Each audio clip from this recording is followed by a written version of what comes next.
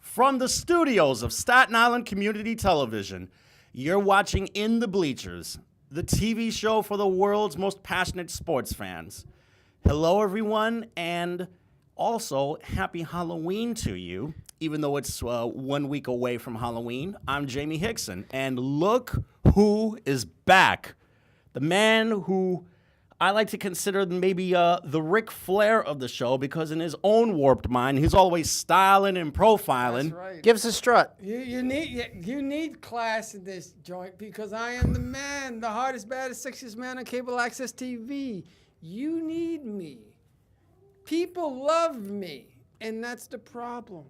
You want people to be here, and when people know that I'm coming here in more ways than one, they know that the man is here to school you guys in sports and so forth, but to let you shine, because I'm just the rub so that you guys can shine. I don't bring no paperwork. I don't do none of that, because I let you guys do that. I'm just the beauty. I'm just the beauty and the brawn of this thing, in the brains, if you want to call it. But I bring the paperwork because I like to analyze things from different Exactly. perspectives and like to have all my information right here. Good, and that's good. That's very good. Eric Rosen, ladies and gentlemen. Yay! Oh, of course, we're always happy to have you guys watching us on television to Especially when check I'm us here, out. right? Yeah, especially when you're here. Right, yeah. So as I always, disturb everything. you can check us out on Facebook, Twitter, YouTube, Instagram, and Should we Snapchat. do a live Facebook too? Yeah, let's do a live Facebook All right. while we're at it. Let me see what I can do. He's going to be doing the live Facebook, Yeah, if I'm not mistaken, from your page, right? Yeah, from my page. Let's see if this will work. But while this is going on, While this is going on, what is we've it- got what is it a that you- lot of business to I know, discuss. but let's cut to the chase. What's happening in Staten Island? What's happening in Staten Island? Of course, high school football scene is going on the island right now. They just got, I think they're about halfway through the season. Since we're coming up on November, this is the point where all of the schools, Catholic leagues and the public schools, get themselves in positioning for high seeds. The higher seeds, the better for the PSAL and the Catholic League playoffs. Go ahead, talk. Go ahead, continue. So in the meantime, just recently, I ran into a guy who is a student over at Tottenville High School, and he has Hi, Facebook Live. really been talking about how he's been able to attend a lot of the football games because he used to be with the marching band on the football team. Unfortunately, they could only see us by the chin. You need to get like one of those stands in the back. I'm working with whatever I can. Okay, there you go. There goes Eric. Oh, kind of like half, Yeah. two-faced of me. Worry. I'm gonna get it. Let's just hope that this thing doesn't tilt the cup of water over and I know. fall to the carpet.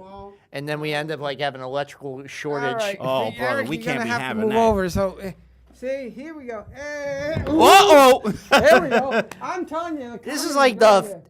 But here's the thing. What is happening with now? You guys, when you do sports, you concentrate more on.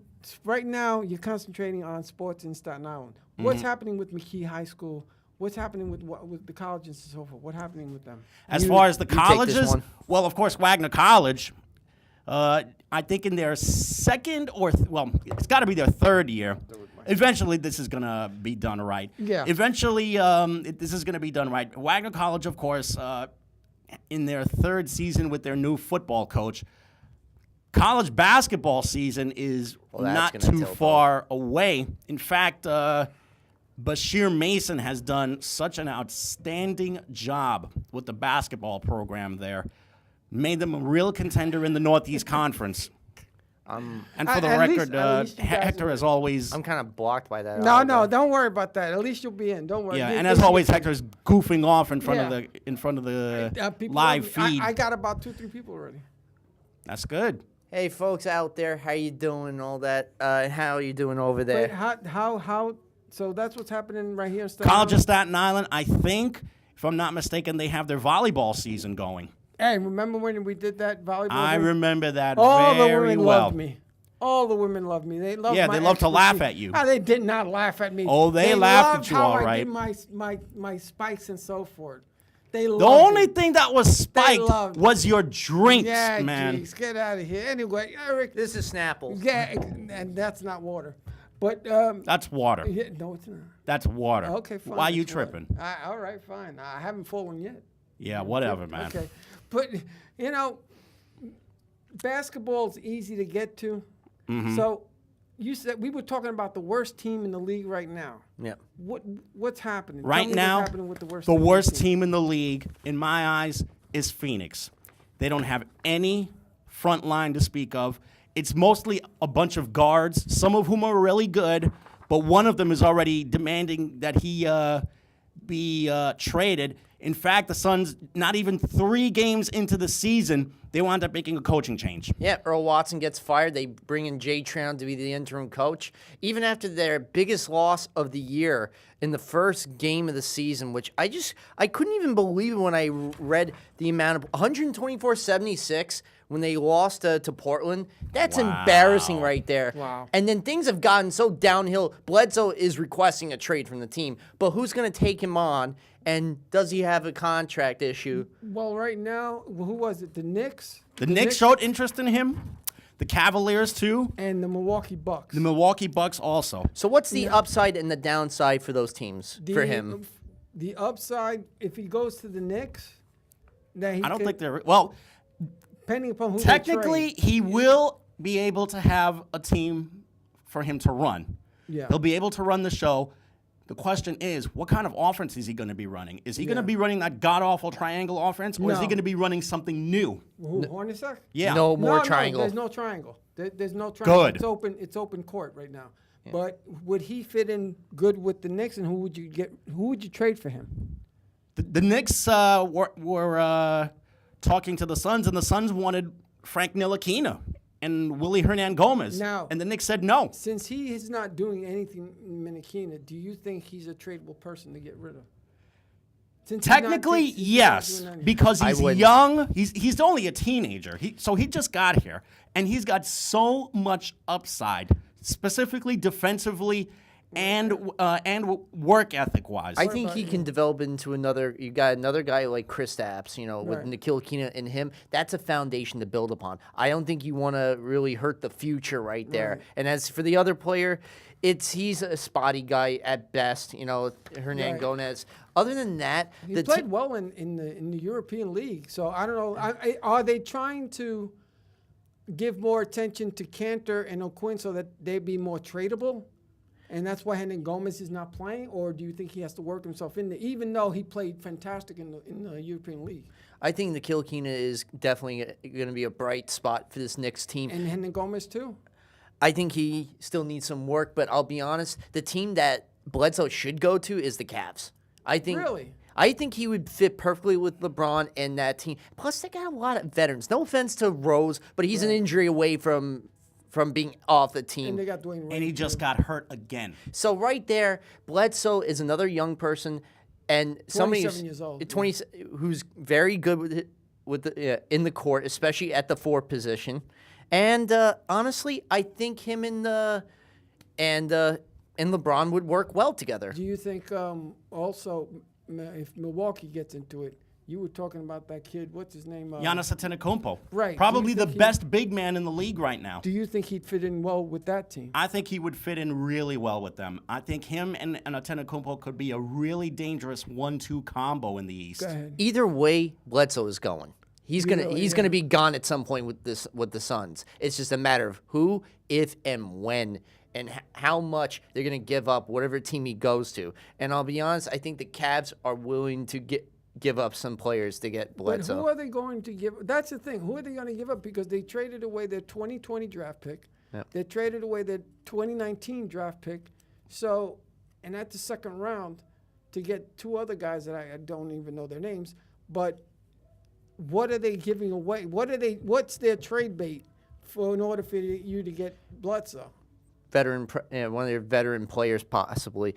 At the end of the day, it doesn't even matter to me about Bledsoe. Hopefully he'll get traded to either one. But I'll be honest, the team that's going to be looking bright is how about Houston? How about the fact that they came away with that buzzer victory Buzzer beater, yeah. in the opening game against Golden State?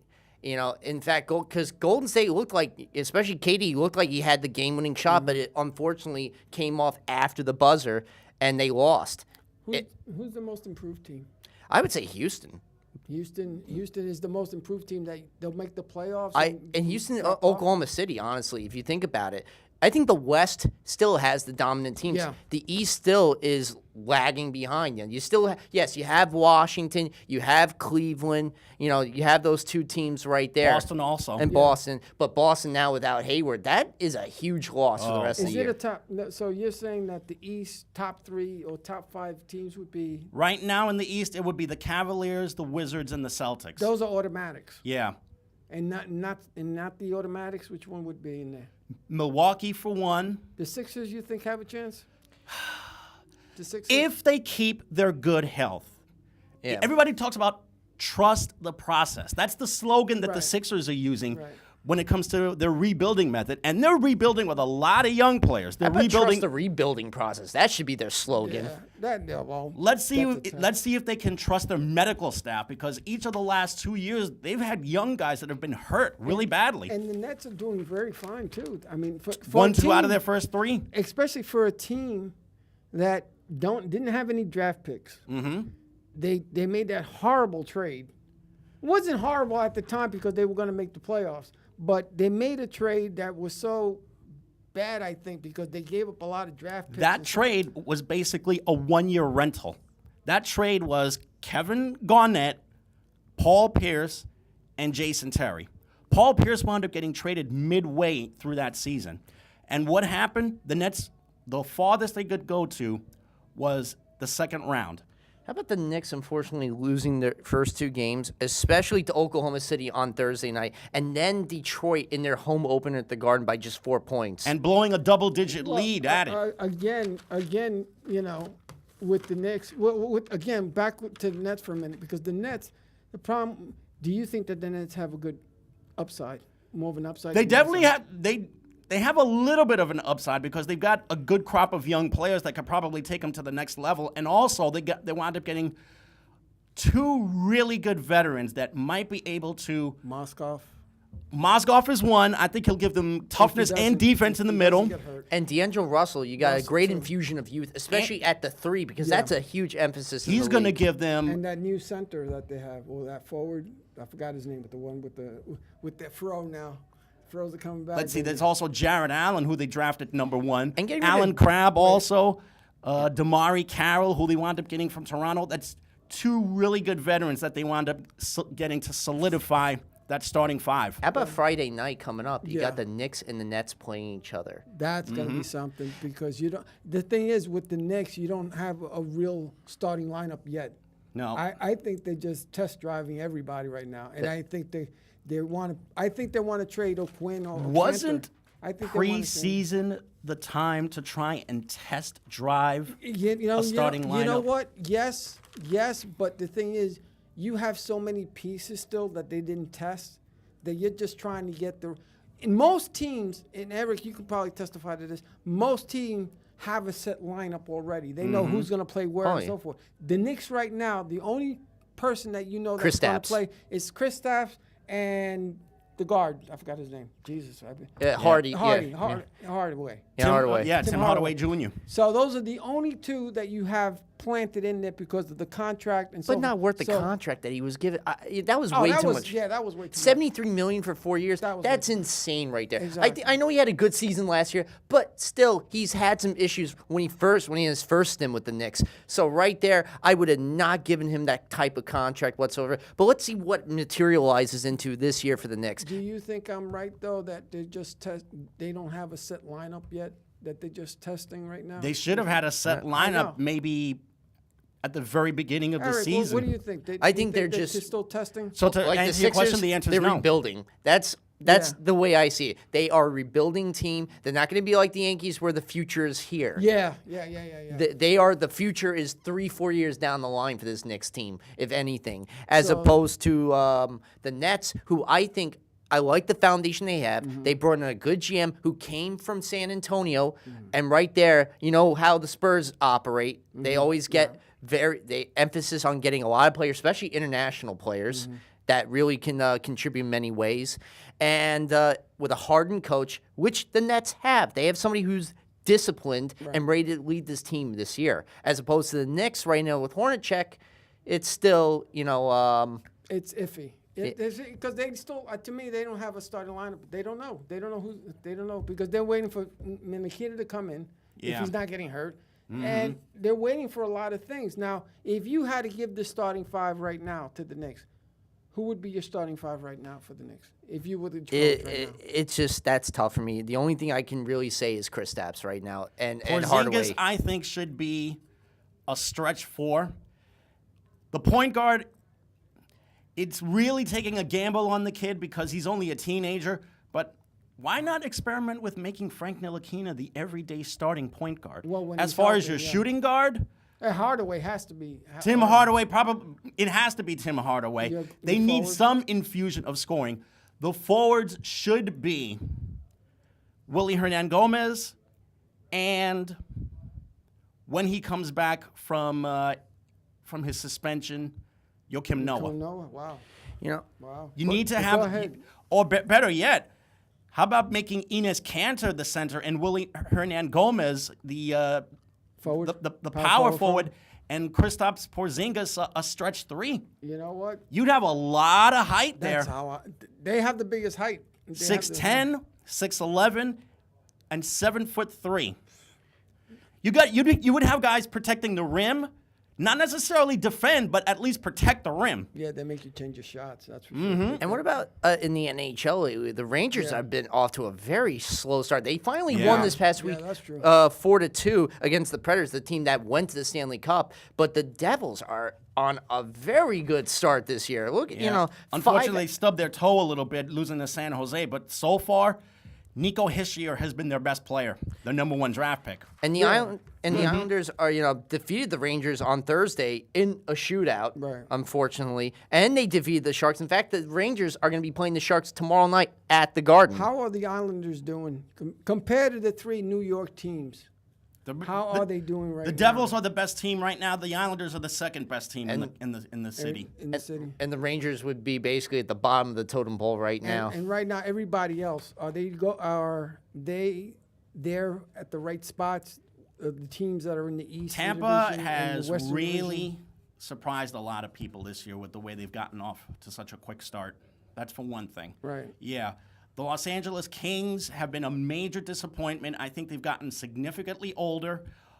Chicago, I think, is a little long in the tooth as well, although I think come playoff time, I think they'll be able to find their second gear and maybe make one last run at a third title. I think Nashville still will have a chance. Granted, yes, Shea Weber's not there anymore. He retired, unfortunately. They did lose some other players, but they still have Roman Yossi, and they have PK Subban, probably the best 1-2 combo at defense on any team you can think of in the NHL. And the Pittsburgh, not Steelers, Penguins, I know, but they all have the same color, all the Pittsburgh teams, the black and gold, and they still are going to make a run as always. And then the Las Vegas Golden Knights are still iffy, this new Let me expansion tell you team. something. Las Vegas has played great hockey so far. They've really stunned a lot of people. What is it, 5 of their first 6 that they've won this season? What is their name? The Golden Knights. Yeah. Have you seen their logo?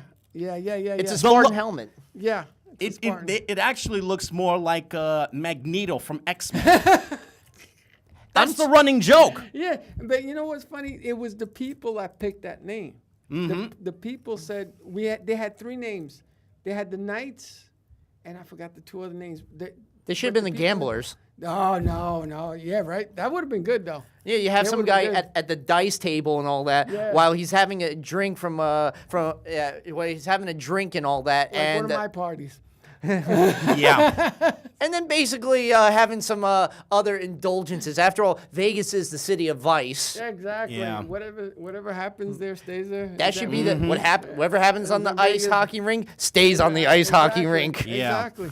But so the teams, so right now, just like in basketball, the teams right now are where they're supposed to be. Yeah.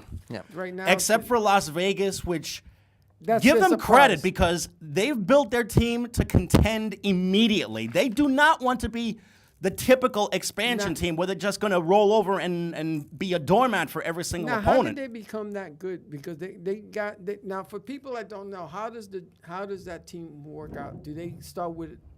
They get the most draft picks? How does They that had an happen? expansion draft, Right. which they started before the actual NHL amateur draft. Okay. I know Marc-Andre Fleury actually is on the team right Yeah, now as and their he's the starting starting goaltender. goal, and he's done Right. terrifically this season. And because of what happened with him in the situation in Pittsburgh, Matt Murray, he pretty much unfortunately hurt his status in the conference finals when he had an opportunity and had several wins for the Penguins in the postseason. But then when he was losing, unfortunately, and Murray was healthy and came back in, and Murray was starting to do better and led them to their second Stanley Cup championship in 3 years. That's when it was shown. He was practically shown the door, Marc-Andre Fleury. So that's how they start by going, okay, we're going to give you a lot of draft choices, or we're going to give you the pick, and then the poor other guys don't. That's what I'm trying to figure out. It happens the same way with the other sports. Yes. They're able to pick at least one guy from each of the 29 teams. And that's their best player, or their not so. Anybody best player? anybody who who's was left available. unprotected Oh, He was is drafted. available. Yeah. For example, the 'Cause a Rangers lot of gave people up. don't know this. Believe it or not. Yeah, A the lot of Rangers people gave don't up know a really good young player, Oscar Lindberg, and he's now Golden Knights property, and he's gotten off to a pretty solid start this season. Wow. He's become a really good setup guy. this. So the Rangers are at the bottom of the barrel. Do you see them moving up? Wait, Eric. I think they can. I think If they can get their power play in order, and also if they can learn how to defend their own end of the zone, because that's what cost them the Pittsburgh game last week. wow. They wound up blowing a lead in the final minute of the game, and they wound up losing in the first minute of overtime. And did you guys see any of the college football games this I past saw week? Michigan Yeah, versus how's Penn that? State, and let me tell you, Saquon Barkley is a beast. 42-13 they went, and they each had 3 touchdowns, which is something. 3 touchdowns. Yep. Wow. 3 And the touchdowns. quarterback That's a that they have, Trace McSorley, slowly but surely, he's starting to work himself into consideration for maybe being a mid to late Trophy winner? to late round draft pick. I know they're both Heisman contenders. But right now, Saquon Barkley is the guy to look for as far as the Heisman Trophy is concerned. I don't know. McSorley too. They're both, like I said, they both are contenders. They're both really the epitome of that Nittany Lion offense. And the fact that they're at the number 2 seed this year, and they had several big ones, including Michigan has fallen from grace this year. Really? Yeah. They've lost So? huge this year to Michigan State, surprisingly, in the Big House. Wow. And they lose yet another big one in Happy Valley. So and a record-breaking 110,000 capacity crowd. Alabama kicked the crap out of Tennessee 45-7. What is it about them that they're not pulling their weight? What was it about them that they're not pulling their weight? About Michigan? Yeah, what is it about them? For one, they've gotten really spotty play at quarterback. And for another, the defense just has not been as tough this year as they had been the previous couple of years when Jim Harbaugh took over. Especially there were games where they never gave up 100-yard rushers. This year has been Swiss cheese defense. Really? Wow. And it's really been terrible. And considering they're in one of the toughest conferences, especially, there's a lot expected of Jim Harbaugh. University of Michigan takes in the most boosters of all the teams. They have the biggest stadium in all of football, probably the entire world, 150,000 capacity at the Big House in Ann Arbor. And there's a lot of expectations. When you're the head coach of the Wolverines, that's one of the toughest stress jobs you could have besides being at USC and Texas Yeah. and the- Notre Dame. And the thing is, he came with a reputation too Of Yeah. winning. Of winning, and how he boasted how I'm going to run it this way and this. And Yep. that's one thing. You shouldn't boast unless you can back it up. Yeah. And it's not him that's playing; it's the player. So I don't know Yep. how he. Well, you got to motivate your team somehow. But you got some good players that came out during his tenure. Devin Funches, who translated to the NFL very well from Michigan. So there are some players. Now, TCU, another surprise. 43-0, they dominated Kansas. Kansas has basically set an all-new low for ineptitude, especially Yeah. in the Big 12. I really feel bad for that program because there was a time when It looked like they were turning the corner, but now they've basically fallen back down to earth. And as far as TCU is concerned, Kenny Hill, who used to play at Texas A&M for a short time, he's now become the star of the show for the Horned Frogs. Wow. Throwing 5 more touchdowns in this past Saturday's game. Some say they might be the ones to challenge for the Big 12 title, along with Oklahoma State. So right now it's them going Oklahoma on. State and Texas Christian are the 2 teams to watch for in the And Big 12. Oklahoma. And Oklahoma as well. And the funny thing is, you have so many bowls, you don't know which team is going where anymore. Because of so There's many at least damn bowls. 35 bowl It's games. about the damn money, yeah, too. Yeah. It's all money, because a lot of the bowls that we hear are sponsored by So many different companies. Buffalo Wild Wings, Yeah, Buffalo Wild Outback. Wings, Outback, Tostitos. Yeah, and the thing is, They're always they don't get sponsoring the paid. Fiesta Bowl. And the thing is, do you think, because this has always been a big thing, do you think college players should be paid? Yes. Yes. Of course. They should pay a stipend of Stipend. There has to be some kind of stipend for them to at least tread water before they get to the next level, whether it's in the NFL or the real world. And what it should be is a trust where they can't touch the money, and not only that can set them up after college, but also during their tenure, their books are paid for, their dorm is paid for, their food is taken care of. They don't pay a cent in terms of that. Well, they go by scholarships too. Some of them are scholarships, some of them are, right? But some of them are not. Yeah. Which every person should. Every player that's on the team should be covered. These schools rake in hundreds of millions of dollars at least, especially their endowment. So right there, I think they can't afford to. I know some people are going to look at me like I'm out of my mind. I think you're right, because let me tell you, when you go to video games, they should get a cut of the video games, because if you're putting their faces on there like in basketball and football, they should get a cut of that damn thing, because they're the ones risking their lives. There have been lawsuits. Yeah, remember the lawsuit, the basketball player. Ed O'Bannon. Ed O'Bannon, he got money. Yes, he He did. finally got money back because he set the trend. And like what's his name now with the damn knee? But Northwestern tried to be the first school to establish a players' union years ago, and that failed miserably. That's gonna fail because they don't want unions in there. That's the whole thing. They don't want I unions think in a wrestling. union They would don't be want a unions wonderful nowhere. idea The in only- the college game. The only place that you have the strongest union you have is the baseball union. Oh, yes. Then comes football. Then comes, I think, hockey. Basketball's pretty powerful, Yeah, too. basketball, yeah. Hockey's the worst baseball, union. So baseball's the first, basketball second, hockey, football third, and I don't hockey know. fourth. I think football is up there with baseball too in terms of union, especially DeMaurice Smith. At times, he has a rocky relationship with Roger Goodell, but there are times he can butt heads with him and he can get things done. There are times where, unfortunately, there are things that cannot be done. But as for college football, this guy Jonathan Taylor, Yes. look out for him. He's another line of Wisconsin Really? running backs. Wisconsin's undefeated in the Big Ten. And could it be that the University of Miami might be making a comeback? Probably. Remember the good old days?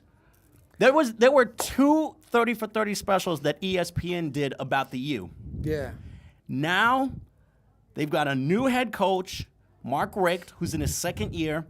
Miami's off to a 6-0 start right now, and they're challenging for the ACC. They barely won this game. Who's the sleeper coming out? Who do you think is the sleeper? Coming out of the ACC? Yes. At the ACC right now, the team to look out for, North Carolina State this week. And they Yeah. got a big matchup coming up against Notre Dame in South Bend. So I like North Carolina State this year. They right now, actually, they control their own destiny in one of the division in the Atlantic Division. In terms of the Coastal Division right now, between Clemson and Miami, that's going to be a up and down matchup right there. And Yeah. Louisville, always look out for Louisville. You never sleep on them either. What about you? What do you think? Well, yeah, I definitely agree with him, although I think Miami might have beaten everybody to the punch with the sleeper pick. They've already gotten off to a good start, and they're doing it with quickness and with high-powered offense, which were 2 staples of the old Hurricane teams. Yeah, the Hurricanes they've been up there. They have a good, like Notre Dame. They're Ever up since there they with- made the change to bring in Mark Richt as the head coach, things have really turned for them. And They it's have interesting good that you mentioned reputation. Notre Dame They have because good reputation, Miami too. is going to play Notre Dame Oh. next month in South Bend. This could be the game that decides whether the Hurricanes get taken seriously. Now, what do you got there? I'm going to give you like a quick run through some of the scores. Baker Mayfield, the Heisman Trophy candidate for the Sooners, helped his team beat the Wildcats K-State 42-35 this past weekend. You have Ramon Richards intercepting Sam Ellinger in the end zone overtime, setting up for the game-winning field goal by Matt Amendola, 13-10. Were they supposed to win? Oklahoma over Texas. Yeah, they were supposed to Oklahoma win. State. You mean? Oklahoma State over Texas, you know. No, I'm saying, but do you think in your mind that they had the better team at that time? At that time, OK State, I think Mason Rudolph is a really good quarterback for that team. I like where things are going with OK State. They barely won that game, but I cannot wait to see when OK and OK State in the Red River rivalry. Do you agree? I would say so. I think they've gotten much better quarterback play recently. Not only that, but when they play each other, Oak State and Oklahoma, you're going to have two guys that are going to be not only looking to beat each other's brains out, they're going to be looking to make a claim in the state and in the conference. And for the Heisman too, because Mason Rudolph and Baker Mayfield are both candidates as well in that race. So you got 4 people already contending. Wow. I got at least 5 people? 5-6 people I have that are my contenders for the Heisman. Well, Trace McSorley and Saquon Barkley at Penn State, Jonathan Taylor from Wisconsin, definitely Kenny Hill out of TCU. Actually, I got 7. Both quarterbacks from the OK State and OK right there. Jamie, what do you think? Josh Rosen, Sam Darnold from USC. If he doesn't stop turning the ball over, because he turned over the ball this past week. Saquon Barkley also. I would not rule out Lamar Jackson either, even though he's kind of slumped a little bit. There's never been a repeat champion. There's never been a repeat champion, but there's always a first time for everything. Well, actually, the last repeat champion was back in the 70s, Archie Griffin with Ohio State. And what about Justin Fuente in the Hokies beating the crap out of North Carolina 59-7? Yeah. Josh Jackson, 3 touchdowns. Hey, wait. They did it with a terrific running game, and they're also so well coached. Look who's too. on. Jennifer? Chris Banks, Guy my Cormier. Goodness. Hello, Guy. Hello, Chris. Did you just say Chris Banks? Chris Banks. Mr. No Limit? Mr. No Limit's on there. Yes. One of my favorite wrestlers that I ever saw compete on the independent circuit. Thank you for helping me train, Chris. I really do appreciate it. Great guy, Chris Great Banks. guy. You Great know? guy. Well, to me anyway. Some people say no. I say yes. I say he's a winner. Luke Falk led Washington State Cougars over the Colorado Buffaloes 28-0. How about another guy, Quinn Flowers? He's another Heisman candidate from South Florida. How about South Florida and Central in the All-American Conference? Both undefeated, 6-0 for Central Florida, which was as many wins as they had last year. That's going to be a hell of a game. And South Florida, 7-0 to start the year in the new era, that they have with their new head coach. Unbelievable. Quinn Flowers, 34-28. Michigan State beats Indiana 17-9. Indiana's given a lot of people trouble. Don't let their record fool you. How are they giving them trouble? For one, they grind out a lot of really good drives, especially offensively. Plus defensively, they're very, very underrated. They don't give up many pass plays. They're really stingy in the secondary. Look for Indiana to really cause more problems in the second half of the year. Oh, okay. And Adrian Killens, 122 yards for Central Florida. And what about this guy, Cameron Petaway for Auburn? 52-20, they win, rushing for 90 yards and 3 touchdowns. And then West Virginia, beats Baylor barely 38-36. The Xavier Preston sack of Troy Brewer on the 2-point try. Talk about a fall from grace. Right. I think things started to go really bad the first game of the year when Baylor lost to, of all people, Liberty University. This was right after all of the suspensions and the coaching change. I mean, there was a real big scandal that was going on with that football program as far as sexual harassment and also sexual abuse as well. Yeah. And how about this guy, Darius Guici, who's could be the next great running back, like Leonard Fournette coming out of LSU, leading the Tigers over the Rebels 40-24. Ed Ogeron, I think, has done a good job this year. And LSU's been really dangerous the last couple of games. And Ferguson, and how about another team from the All-American, the Memphis Tigers, who came in with the number 25 ranking, beat the Houston Cougars 42-38. Yeah, could it be that maybe Riley Ferguson could be the next great quarterback to come out of Memphis after Paxton Lynch? Could he be? Could he be? Could he be? If he Sounds like keeps- an announcement. Dude, next time you'll see him go and say, Dun, dun, dun, dun.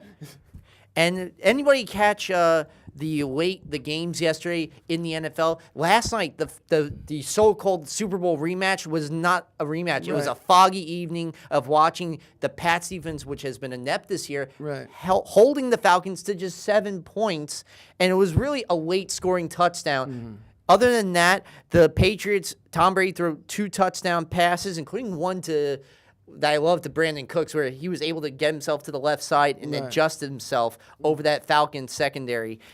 And I saw the last 10 minutes of last night's game. It did not take much to figure out the Falcons are in serious trouble this year. They've let down defensively. Matt Ryan has looked lost. He's committing turnovers. Quite frankly, I don't know if they'll be able to turn the corner in time. I think they have a chance. There's still time. There's 11 weeks left of the season. They need to control some of the mistakes that they made on the field, especially in the second half. That's where they really do terrible in the second half above all. And Taylor Gabriel, on that 4th down try, loses 4 yards. That was terrible in and of itself. And the off-target pass that Matt Ryan tried to throw to Julio Jones in the end zone did not help either. But Tom Brady is a surgeon on that field. Every time I watch him, he's conducting a symphony orchestra like Beethoven and Bach.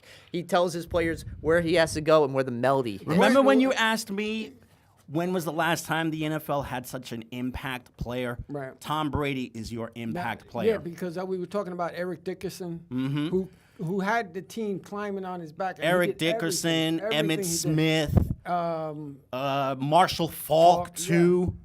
But Eric Dickerson, I felt bad for him because but he did well. He threw him the He ball, had a good career, but near the end of his career, he wound up getting hurt. Plus, he made these ridiculous contract demands, which made him fall out of favor in the locker room. Can you blame him considering he did all the work? Yeah.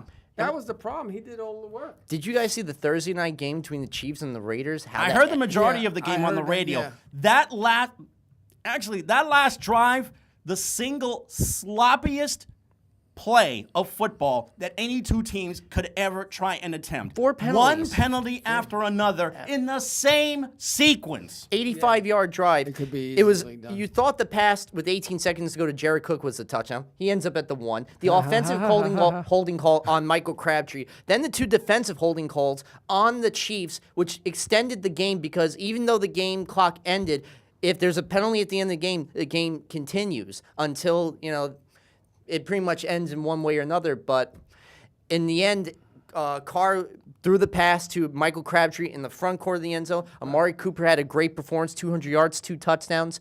And the Raiders ended their 4-game losing streak. Well, right now, who's your upside? Who's your downside in The upside in the Eastern and Western division? Well, in the AFC, right now, the upside has swung over to New England. They've reclaimed their place as the best team, not just in the AFC, but probably in the entire league right now. And the other way? The Browns.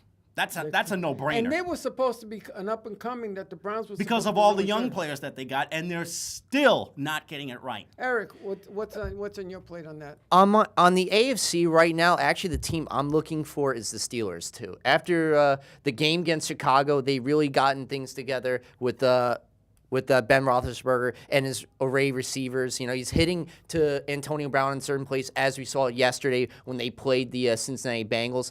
The team that's, not just the Browns, though, because I always expect them to fall flat on their faces, but another team to look at, too. How about the Jacksonville Jaguars this year? Yeah. They are a surprise team. The defense is a lot crisper. They bring in Tom Coughlin, who's bringing accountability to the organization. Better players that they're hiring, especially Calais Campbell, is an impact player on that defensive line. Even though he had problems with the Giants at the time, thinking that, they needed a new guy and so forth. But I think Tom Coughlin in the front office is really working out well. And Doug Marrone is creating his own spin. And yesterday, Blake Bortles actually had a career day, 330 yards. Who would have thought? The Jaguars blanked the Colts 27-0 for the first time in 4 years they were able to win in Indianapolis. Very inconsistent, though. Who's your downside? Oh, my downside, if anything, right now, could it be the Giants?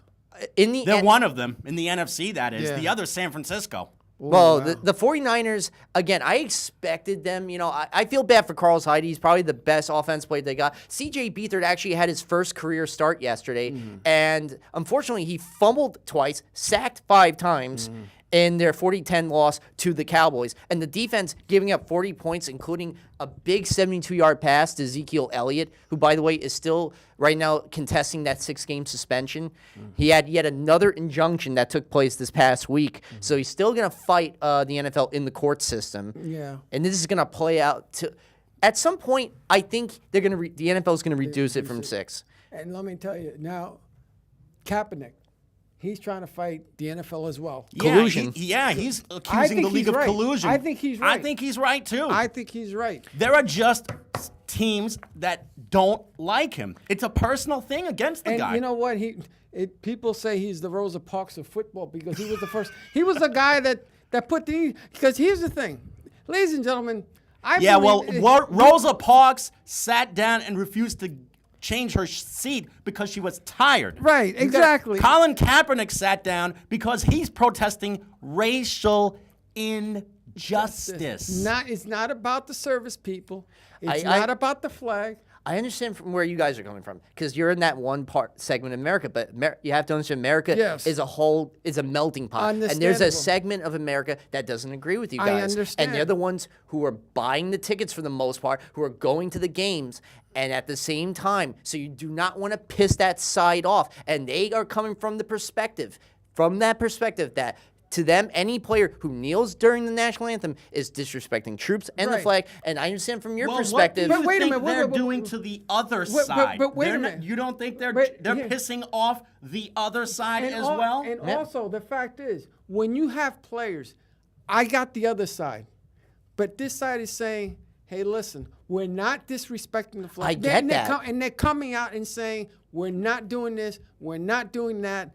But people are taking it that way, which is ridiculous because even in the Olympics, when you had John Carlos and Tommy Smith. right? Yeah, do this. Doing this, right? Oh, That nobody said caused nothing. a stir. That caused a stir. He's doing it for the same damn reason, and people are going buck wild thinking that he's crazy. In fact, No. several players have done that. And Yep. and then you have our president who's saying, hey, you should penalize him. No, this is what our service people fought for. Believe it or not, ladies and gentlemen, they fought for our right to Free speech. free speech. They fought for our right to protest, as long as they're doing it peacefully. Yep. And when service people come out and say, their own service people are coming out and say, yes, it's okay. There's a lot of people saying, oh no, because I went to a wrestling match just recently. Mm-hmm. Right? And them going, it was disrespect. Again, they're going by, oh, it's disrespectful. And they don't. No, the players are coming out. Listen to what they're saying. We are not trying to disrespect the flag. We're not disrespecting the service people. Listen, they're saying we are disrespecting the injustice. Go back, do your history. Go in history, look at the history behind each sport. They've done their own protest in some shape or form. Again, Carlos and so forth. Tommy Smith and Tommy John Carlos. And the other guy who has never been mentioned, the third guy. It was 3. And then the German guy also participated too in some, what's his name? So you have all these people protesting, and you got people that are not that swift, I think, because they're telling you, we're not trying to. If they're saying they're not trying to, why are you insisting that they're saying that? Thank you. Yes. Why? I don't. That's the part I don't get. I understand the other side because they're saying that they're disrespecting the flag. But you know what? They also have rules about the flag that you're not supposed to put it on shirts. And you're not supposed to keep it flat. Exactly. So why don't you put it? By big the stick way, on that? the NBA already has a rule in place where everyone is required, to stand for That's the right. national In anthem. fact, there's a rule in the NFL where you're technically required to stand, but it's never been enforced. Exactly. And the thing is, they've had talks between the leagues, the union. They tried to get a permanent rule where they say you have to. Basically, Right. you have to. But at Right. the same time, what they're doing right now is the NFL recently is going to set aside money for social justice initiatives. That's what they're going to do. And they're going to do it either during the months, I would say during breast cancer awareness or cancer. Actually, it's not even breast cancer anymore. It's all cancers. It's called making a crucial catch. And damn, I should know about that because damn it, I would, and I didn't get nothing out of it. But the point is, ladies and gentlemen, you got people, it's like a civil war right now. You got to choose a side, but nobody's actually going through their history because nobody's talking about the Olympics and how Tommy Heights and all them did it. The protest back then was black socks, black shoes, a black bandana, something black. But they had the chutzpah to go like this with black gloves and go, we're trying to fight injustice for all minorities. You want to go back even around that same time? Muhammad Ali? Muhammad Ali. Perfect refused example. to go into Vietnam because he was protesting racial injustice in this country. And look at that. At the end, And also he they said pardoned him. he would not want to fight poor people. That's right. He said he had no problem with no Viet Cong. Those were his famous words. I think what we need to do is have people from all sides together in a town hall meeting who have their perspectives, who have their ideology, who have their opinions, sit down together and just hash this out and get a dialogue going. But here's the thing. How do you start a dialogue when you have people that, if I tell you I believe in this, I think what Kaepernick did was right. He's not disrespecting. Well, you invite them to a special session. Wait. I'm supporting Kaepernick. He's not disrespecting. And then you got the other side going, you're disrespecting the flag. You're doing it. How do you start a dialogue when you have let's say two people that are, let's say, closed-minded and going, no? How do you start that conversation? Because Very carefully. right now, the conversation is about injustices and so forth. And when people come out, this is what I'm not getting. People are coming out. The football players, the service people, and so forth are saying they're not doing anything wrong. And you got our president going, oh, he's doing something wrong. If he didn't say anything, I don't think there'd be that much clout on this. The thing is, I'm coming from the side of looking at things from not just one Right. side. I'm trying to see from So am both I. sides. So am I. Yeah, but I'm trying to honestly, see I'm from from all what I'm sides. getting, and if this may sound rude, from what I'm getting, you're only seeing just your side. No, because I'm saying they're saying they're disrespecting the flag because this is, now look at your history. They're saying that this is what the Americans fought for. And it's wrong because if you look at your history, look at the Constitution, look at it. Really look at it. It tells you this is why we fought for it. We fought for freedom of speech. We fought for protest. And that's what happened in the 60s. And that's what's happening now. I think we really got away from football. But but Kaepernick. Tell you what, but though. the Kaepernick, it's about football because right now he's trying to get into a job. He needs a job, and because of what he did, there's no job out there for him, and that is wrong. They have to let him in, let him give him. Well, job. the process the same way of all the coaches. They have to find a minority coach first. Yeah. They have to go. They have to look at minority coaches first before they can. Let's say. Well, anyway. Let's say Dallas Cowboys is your. They know that you're the coach. They want a coach. They want you as a coach. They got to interview me first. Why? Because I'm a minority, supposedly. I'm an American first. Well, it's the I'm Dan not a Rooney minority. rule. I'm the an Dan American Rooney rule. first. I'm not a minority. I'm an American. I was Yeah, born and so forth. But my point is, what's happening to Kaepernick is wrong. What's happening when it comes to every other sport right now, whether it's basketball, hockey. Hockey is doing what they have to do. Just got started. If that's what's in the rules, then you have to abide by the rules. Yep. And if you're going to disobey them, then you're going to have to pay the price. And by the way, the Pittsburgh Penguins made their visit to the White House. And just to give you an idea, I would say maybe 3/4 of the roster is either from Canada or from Europe. Look at that. Just saying. Yeah. But Guys that have nothing to do with what's going on in here baseball, right now. they couldn't protest. Speaking of baseball, you know Although what's coming Adam up? Jones made a stir. What did he say? Oh, he was really popping off at the mouth about basically the same thing that I've been shouting about, and Which that's the is? racial injustice that's going on in this country. He was pelted show, let him talk. with racial I'm not saying slurs that, but you in know what? Boston But This is by getting to Red a point Sox where fans. we're getting away from No, sports. no, it's talking about sports. No, this because is politics and it's- sports. Let's no, talk about sports. Sports, but again, this is his show. You have to remember. I don't know that's his show. I know that's his show. But I would like to talk about sports because honestly, this is making me feel uncomfortable. If this is what he wants, if this is what the man wants to the talk about, opinions and views is expressed expressed on this by the program. It's not an opinion. You're right. But again, you're right. It is funny. No, it's It is not funny, right? Because I actually this wanted to is talk the about dialogue. the Yeah. Yankees. This is, Yeah. But the Yankees, again, going to the Yankees. The Yankees Yeah, were we gotta supposed do to a- make- You know, I didn't like that you said that. postmortem. Like, I don't know that it's his show. Hey, I hey, know that let- it's his show. hey, then I've let him been on talk. this. Then let him talk. It's not that I'm not. But you know what? You guys are getting into all this. This is too much right now. And that's what I this just is your show. He want. can talk whatever. I he wants, held right, my Jamie? tongue for so long. Right, you know. Jamie? This is Yeah. your show. You can take about whatever you want. You're right, you're Thank right. you very much. Okay, Well, you know, I love how it's, you're trying to like make me look like I'm such a bad guy. No, and, you're a great guy. Yeah, You're a but great guy. the way you're like, never mind. Well, Anyway, let's You do ever a drink- post-mortem on the Yankees right Yes. now, especially considering the way that their season ended. All I'm going to say is this.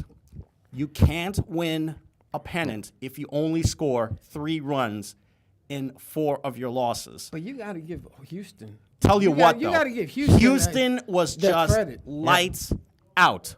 They had the ace that they traded for, that the ace that a team needs in order to go to a World Series. They had a secondary guy who gave them major problems The this MVP. entire series, Dallas Keuchel and Verlander. and Justin Verlander. Justin And the second Verlander gave baseman. up 1 run in 16 innings. Who's the MVP? Justin Verlander. Jose Altuve. I think Jose Altuve. Why do you say 523 average already in the postseason. Several big home run hits, including in Game 6 and in Game 7. Him and Evan Gattis. And you know what? Brian McCann, too. He had an 0-for-20 skid going to Game 6, and the guy gets 2 big bases, 2 big RBI hits in the game. and did And I'm you- sorry about and earlier. did you It's hear- just.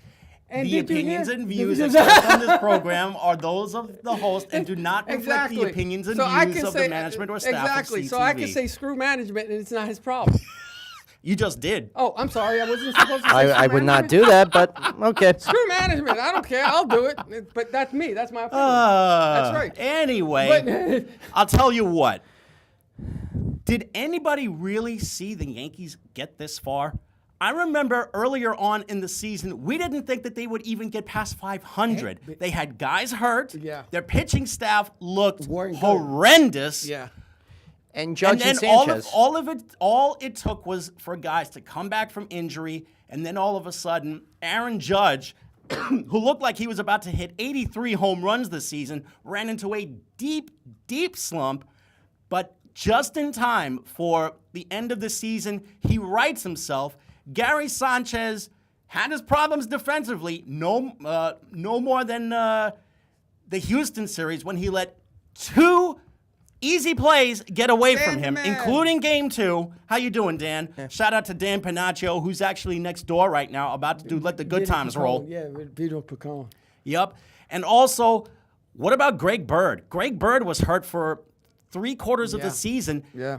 As soon as he makes his way back, he gets in a hot streak, and all of a sudden, the Yankees become the wild card. Luis Severino, a quintessential ace. CC Sabathia. He didn't do Looked something. like there was a time when he looked like off. there was a time when he Severino. looked his 36 years of age, but at the right time, he wound up getting on a hot streak. The bullpen suddenly got a little bit better, Robertson. save for one dry spell that took place between July and August. But other than that, we could not have asked for any more than what the Yankees gave us this year. Now, that's right. with that being said, they're not without their problems. They got to get better defensively. Somebody has got to work with Gary Sanchez on blocking That's true. pitches in the plate and catching throws from the outfield, because that's what cost them Game 2. Now, hold on. Now you got. First, they were talking about Carlos Beltran and how he didn't do much. Well, Carlos Beltran is now playing in his second yeah. World Series now. And that's the thing. If he didn't do much, he wouldn't be on the team. But he did well enough. Now, the players that are coming up for the Yankees. Gleyber Torres is one. He's supposed to be their shortstop of the future, but what of Didi Gregorius? Do you He's put been him at- fantastic Do you for put 3 the guy years at second? now. Do you put the guy at second base? Yes, I would keep Didi at shortstop. I think he really What of contributes. Starlin Castro? Starlin Castro right now, he's getting up there in age. You definitely need to bring this guy up to be at least the backup for the time being. But they really need to start with starting pitching. And you have two guys to look out for, Yu Darvish and Jake Arrieta. And the Asian guy too. The guy that comes Yeah, up, too. which is the kid from Japan, which, if I'm not mistaken, is Hundreds of millions. yeah. Yeah. Tanaka, is he coming back?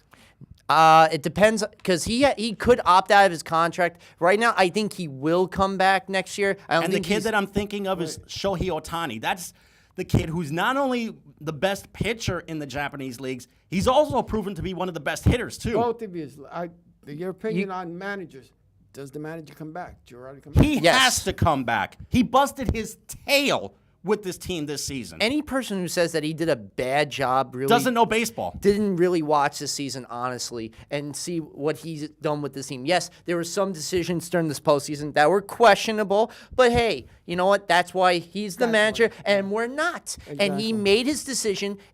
It could have either worked or blew up in his face, and there were moments where it blew up in his face, especially with Greg Bird's running. When in Game 2, he should have kept him at third base when they had the chance, with Sanchez coming up, and he could have gotten some runs. Instead, Greg Bird is not the greatest runner, as we know, and he got caught he's out. painfully slow. Well, he was hurt. He hurt his ankle. but he's a naturally slow base Even runner. at 100%, it was like But he's a terrible again, runner. Girardi doesn't get. He should be the MVP. He never gets the coaching of the year job. Never. He's They very, just- very overlooked as a manager. Because it's the New York Yankees. Yeah, Now, because right. they expect the guy to be able to do at least a little bit well. And for the see- record, the Dodgers wound up winning the National League pennant when they beat the Cubs in Now 5 that games. would have been great, seeing the Yankees and the Dodgers alone. It Do you would- know the it would- hype that would have had? It would have Oh, broken God. Fox Network ratings records Two for of the a World largest Series. sports markets, basically against each other. Yeah. Dodger dogs and Yankee dogs. Dodger dogs and Sushi. sushi being Yeah, served yeah. at Yankee Stadium. Hollywood versus New York. Hollywood versus Broadway. the Brawlers. And the celebrities. And you know what, Dodger fans? They always arrive late and they leave too damn In early. the seventh inning. And that's because traffic is abysmal over Yeah, there. yeah. And that's speaking true. of Game 1, it's coming up tomorrow. And the whole series is going to be on Fox. Justin Turner, to me, has been the cream of the crop, along with Cody Bellinger and Chris Taylor. Those three right there are some good hitters. But tomorrow, Keuchel versus Kershaw. This is the ace matchup I've been dreaming of. Really?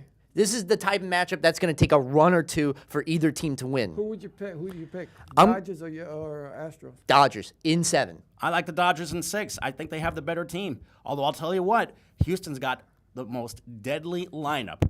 Springer, Jose Altuve, Carlos Correa, Beltran, the catcher Brian McCann also. They've got some dangerous hitters in that lineup, but I think the Dodgers have the pitching staff that could probably hold them at bay. Is their pitching staff? Will it hold out against the Dodgers as well? If they don't get hurt, yes, they will. Because Same- Clayton Kershaw has had a long history of back injuries in the past. Same question for you. You picking Dodgers too in 7? I'm definitely picking the Dodgers in 7. They have the better closer in Kenley Jansen than Ken Giles. But yes, if I am that bullpen for the Dodgers, just be careful how you pitch to Correa or even Josh Reddick. I think he could be the unsung hero for the Astros that a lot of people are not going to, because everybody's going to be thinking about Springer, Correa, Right. and Altuve. But Reddick at the number 2, look out for him. He could potentially do some damage. Even Gaddis and McCann, the 2 veterans on the team. And we who's- just found out that the Mets got themselves a new manager. In fact, 3 teams got new managers. Go ahead, lay it out. Who Alex are they? Cora took the Red Sox job, which is going to be great because he's going to be great in the locker room and with the young Latin players. Right. Ron Gardenhire is back managing with the Tigers, and the Mets got Mickey Callahan, who was the pitching coach for the Indians. He's going to be really great. He's going to be great with the young players, and he's going to be really great with that pitching staff. Out of the 3, who's going to do the best? Alex one? Cora, I would expect him to do a much better job with the Red Sox because he has a chance to contend right now. I agree with him as well because you got guys like Andrew Benintendi and you have all those players, really everybody that's on the team, and they have the pitching. They have a team that's ready to win. That's it for us, guys. Gentlemen, thank you. That went Thank fast. you. For everyone here, I'm Jamie. Good night, everyone. 99. Peace.